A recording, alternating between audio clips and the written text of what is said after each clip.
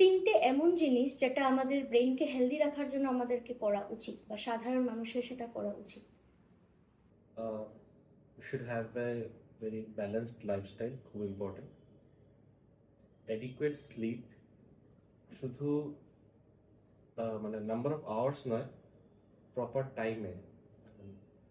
Over মানে thousands of years of evolution বা lux of years of ইভলিউশনে আমাদের brain এভাবে ডিজাইন্ড হয়েছে যে certain number of hours of the day, যেটা তখন আমাদের ব্রেন প্রিপেয়ার্ড হয় টু স্লিপ।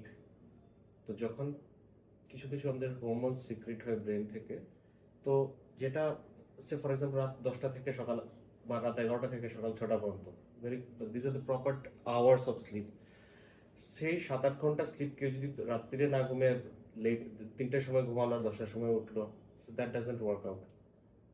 তো number of hours and proper timing of sleep খুব জরুরি।